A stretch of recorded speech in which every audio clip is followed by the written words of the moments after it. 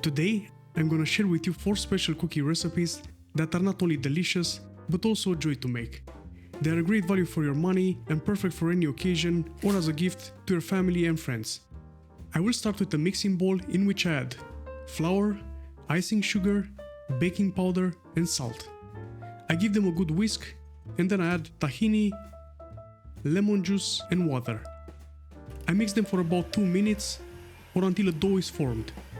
Then I add the chocolate chips and continue mixing for 30 seconds more. I cover the dough with plastic wrap and place it in the fridge. Using a homemade tahini will have a positive impact over this recipe, and if you want to know how to make tahini at home, please check the link in the description.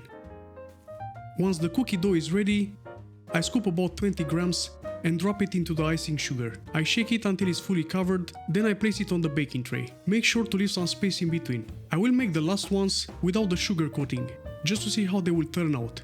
Bake for 12 to 15 minutes. After baking, allow them at least 20 minutes to rest. If done right, they should end up looking like this. Let's give them a try. They have a soft and delicate texture with a crunchy exterior.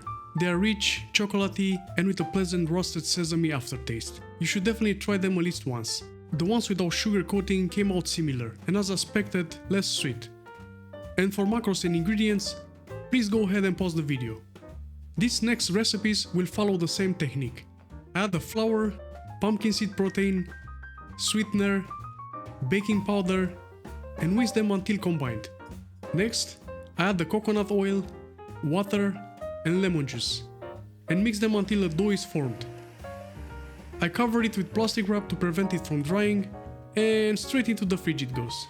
This pumpkin seed protein powder is basically a pumpkin seed flour with less fat, and it's often used in baking or in smoothies. Back from the fridge, our dough is ready to be shaped into cookies. I will follow the same technique, but this time I will substitute the icing sugar with coconut flakes. The dough is a bit firmer, and it will keep its shape during baking. To flatten it, I will use the bottom of this glass. Bake for 10 to 12 minutes. Don't forget to allow at least 20 minutes resting time before serving them. They should end up looking like this.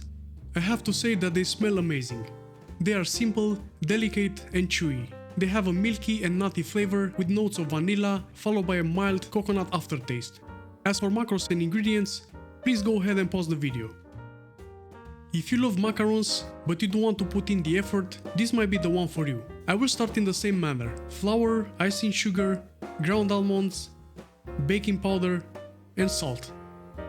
I give them a good whisk, and then I add the almond butter, almond flavoring, and water. Yep, make sure it's plugged in. Mix for about 2 minutes or until a dough is formed.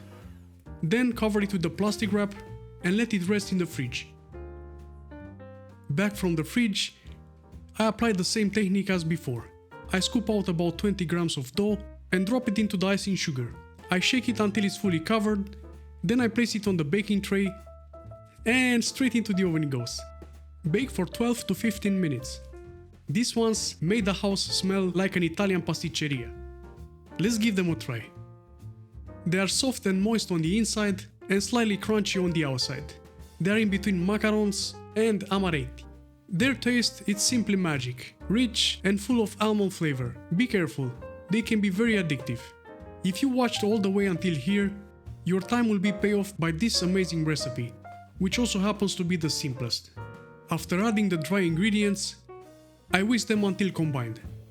Then I add the lemon zest, extra virgin olive oil, fresh lemon juice, and water. I mix them for a couple of minutes or until the dough is formed.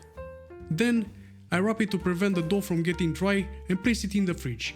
Like in any recipe, the quality of the ingredients is very important. Make sure to use a high quality olive oil for this one. Following the same technique as in the previous recipes, I shape it into a small bowl, then drop it into the sugar, give it a good shake, and then place it on the baking tray, and straight into the oven it goes. Bake for 12 to 15 minutes. And if everything was done right, they should end up looking like this. Let's taste them. They are crunchy on the outside and slightly soft on the inside. They are well balanced sweet, lemony, and with a tangy aftertaste. You cannot go wrong with this recipe. As for ingredients, please go ahead and pause the video. If you get any value from this video, please like and subscribe. And if you are interested in low-calorie recipes or high-protein meals, please check these videos right here. Thank you for watching.